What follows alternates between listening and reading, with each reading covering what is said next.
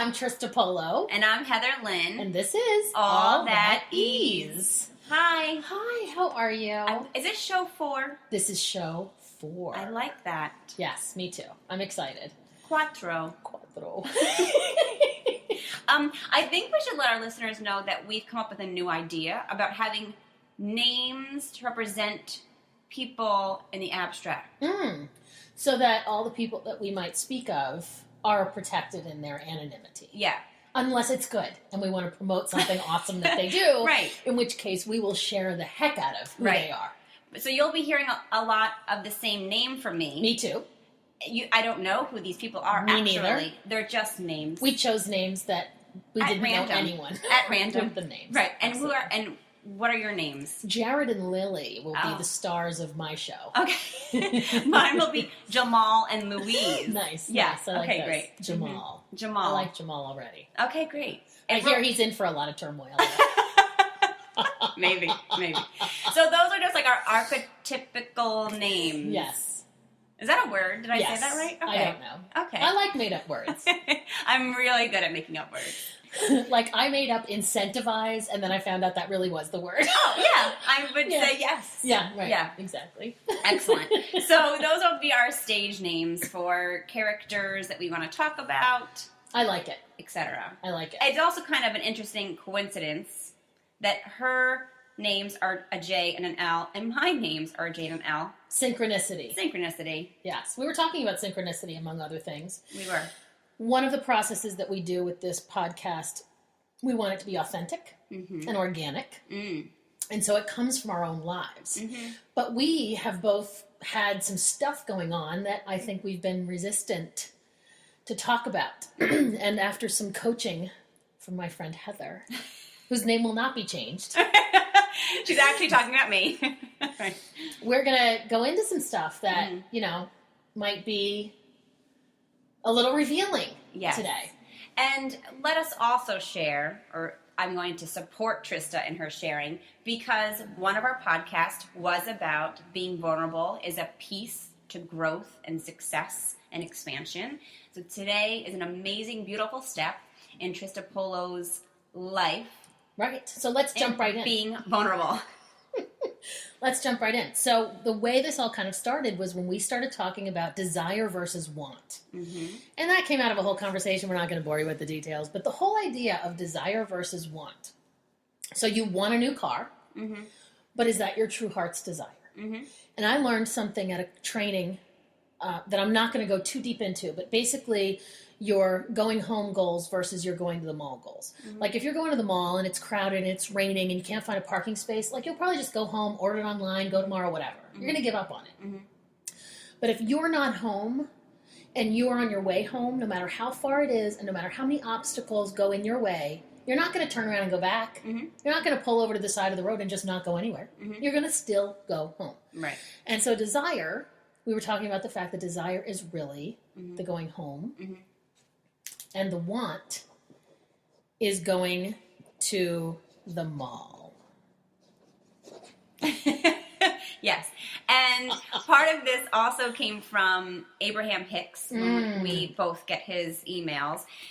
And that your life will manifest based on your desire regardless of your words. Regardless of your words. And so, ask and you shall receive. It's not like ask with your words all the time every day. It's ask with your desire. Yes. Or whatever is your desire is what's going to manifest. So as much as you may contradict yourself, your desire is going to lead your life. Yes. In fact, I would even go so far as to say that if you have like a vision statement or a goal statement, something I learned once that is completely true, and I've seen it in action, is the more physicality and emotion and excitement that you can portray in your body and in your voice and in your spirit, the more effective it is to read your goals out loud.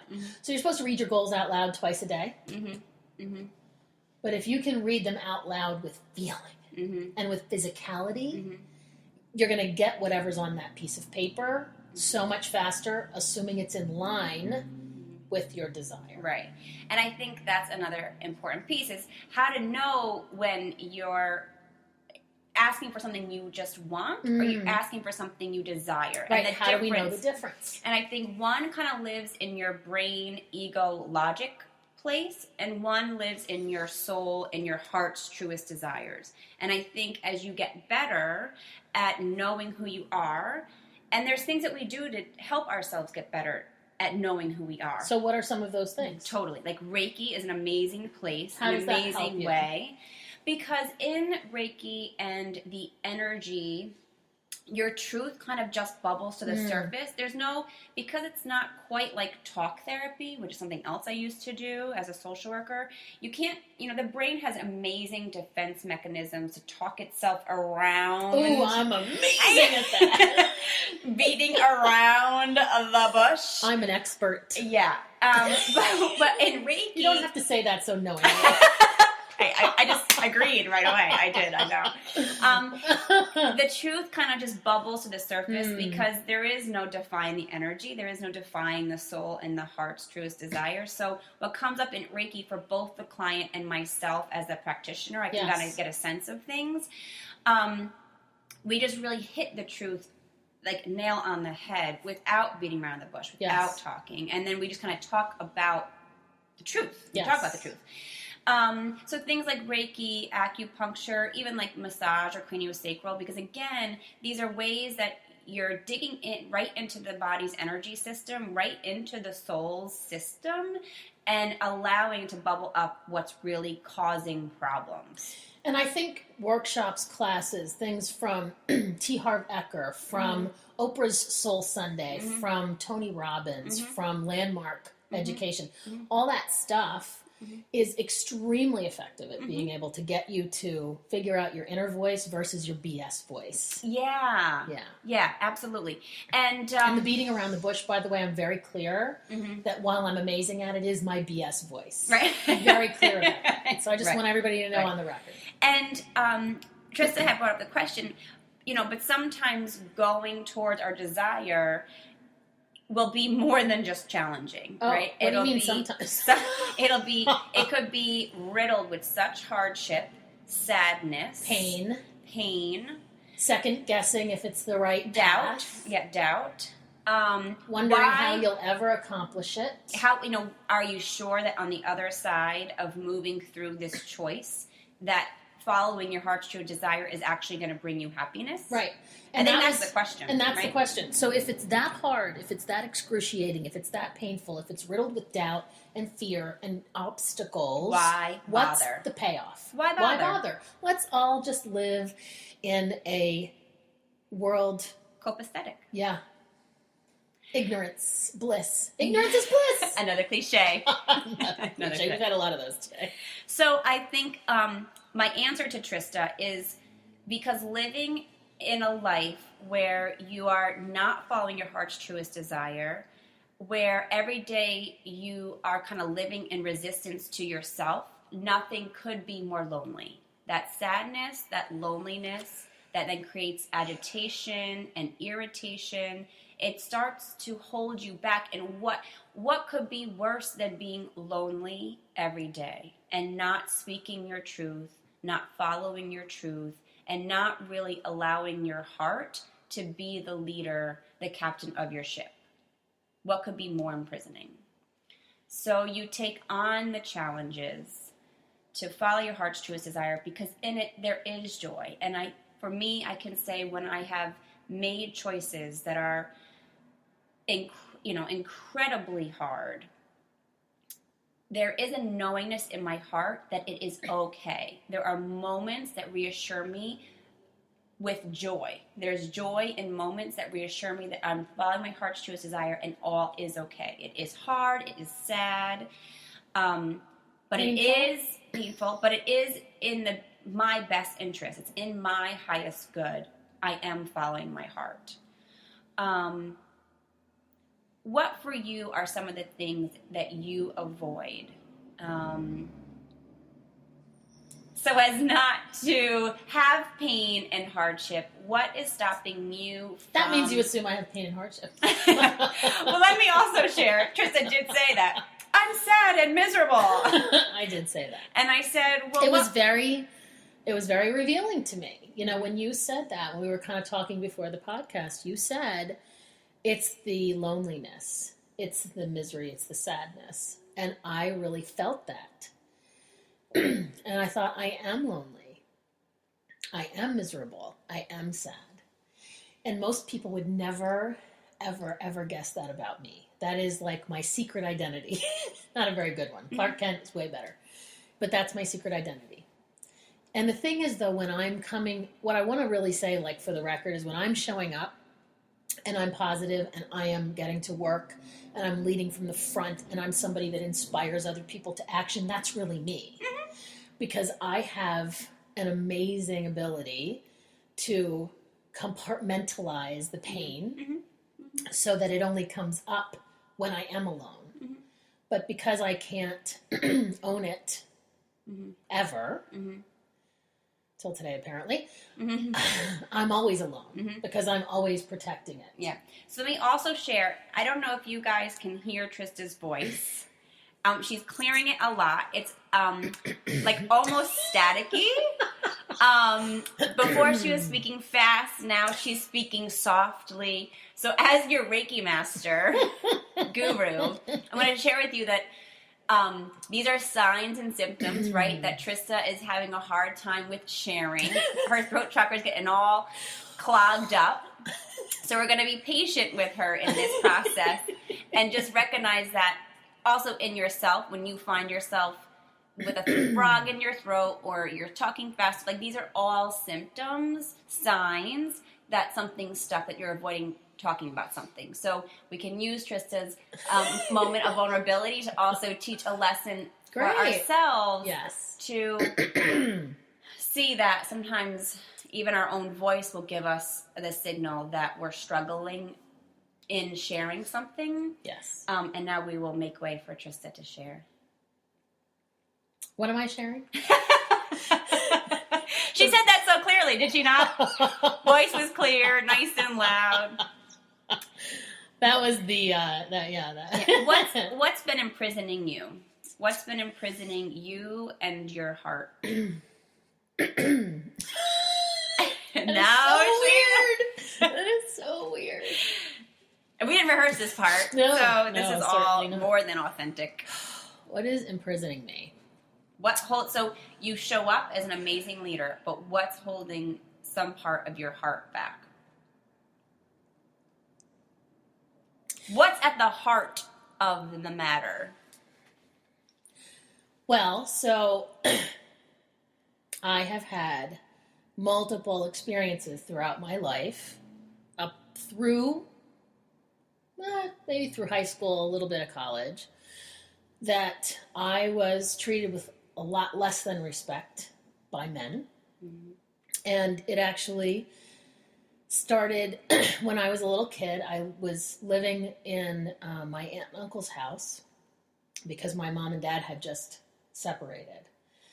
And my mom had gone off to be at a spiritual retreat for a month or 2 months, leaving me with my aunt and uncle.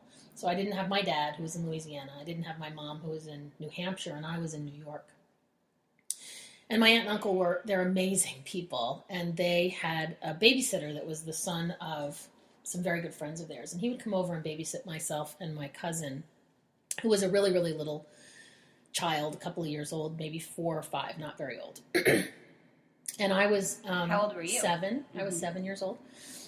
And the short version of the story is that I stayed up late with him because I didn't like going to bed alone. I had a snake thing in my bed. That's a whole other podcast. And so I convinced him to let me kind of stay up while he was doing his homework or whatever. And I fell asleep on the couch, except that I didn't really fall asleep. I liked to pretend to be asleep to avoid my life. At 7, I'm avoiding my life. That's interesting. And he touched me. And so that's the basic, short version of the story. I never told anybody until I got to college and found out maybe that wasn't supposed to happen. Yeah. When I was in college, date rape, I'm doing quotes, air quotes, was a big thing then. And so I told my mom when I was an adult, and my husband knows. And until the last month or so, that was the only people in the world that ever knew. Mm-hmm. But that kind of created a pattern of being not treated with very much respect when it came to men. Mm-hmm. And I'll say for the record that my husband he has never treated me with lack of respect, mm-hmm. which I'm very grateful that I didn't end up in a pattern of a relationship long-term that relived that. But I do see that pattern in a lot of different places in my life and other relationships. And I'm always waiting around for when he's going to do it, because I'm sure it'll happen because it's so ingrained in that's how you're treated. So there's my share. Yeah. So tell me how that throat chakra, so beautiful sharing. Thank you for being so vulnerable with us. How has keeping this to yourself been blocking you from your desire? How has this been creating obstacles for you? In the not sharing, what have you not been achieving? Yeah, so everything.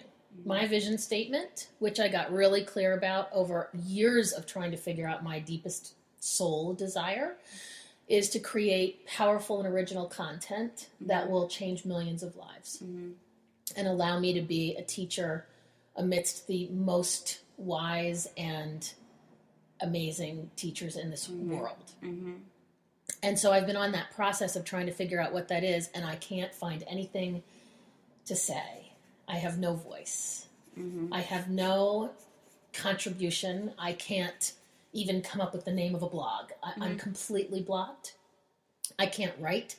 If I'm going to write for a client's website, I'm amazing at writing their story, better than they could do themselves. If I'm writing to myself, I'm amazing. I mean, there's other beings coming in and giving me information. I mean, it's amazing.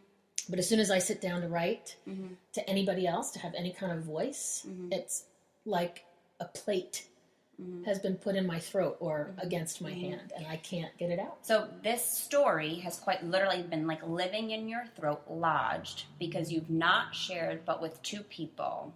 And it is the top layer of all the other things you'd want to share. A blog, stories, letters to others. I have no voice from my soul's desire to contribute because I have been unwilling to speak. Because your soul wants you to share that story. And then some of the other stories that follow. And then it will have but it's layers. And it's like, no, we've got to talk about this one first. This happened first. It comes first. And all else will follow suit. But it's literally been jammed up in there. Well, I appreciate the opportunity to share it. I don't think I could do it if it was on Oprah with 1,000 people watching in the audience. But we have 1,000 listeners! We have 1,000 listeners, yes. But I appreciate the opportunity because it's truly a excruciating experience to even imagine doing it.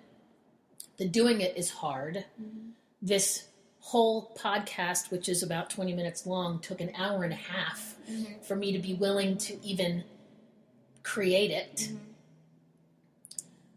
And I can't even imagine what's on the other side, but I'm trusting you that it's joy. It is. It's already joy because you've released. Yeah, and you have to release the old to make space for the new. Nothing new can come in as long as there's old stuff there. Well, I will tell you that I have this little burning sensation in my stomach. I don't think it's heartburn.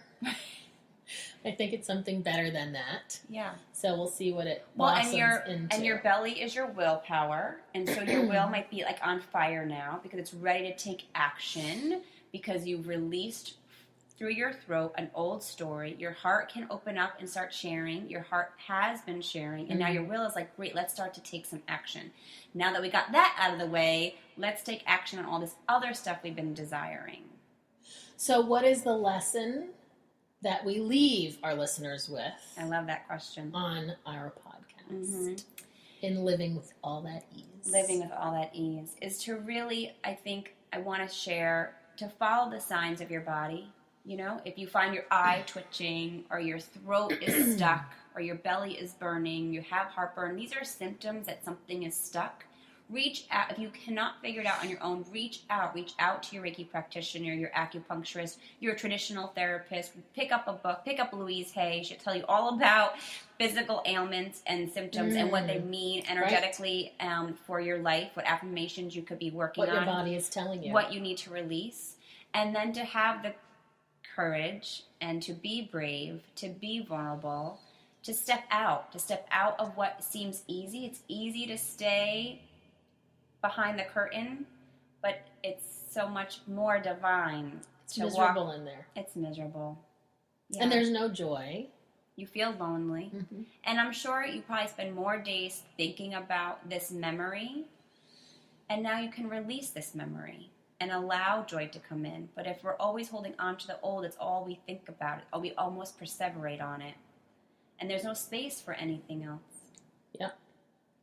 What would you encourage the listeners to do? I would encourage every one of our listeners to take whatever it was that came up for them when they heard me share what came up for me and go share it with someone. Mm-hmm. And start with someone you trust, that you feel safe with, that you know has no judgment. Maybe it's your therapist or your Reiki practitioner or your husband or your mother or your best friend. Mm-hmm. But whatever occurred to you, say it out loud. Mm-hmm. Because I had to. You must now do. So I think that we have covered a huge amount of ground in a short period of time. Of course, we always do. We always do. And in order to see what we're going to cover next time, we'll say, see you next Tuesday.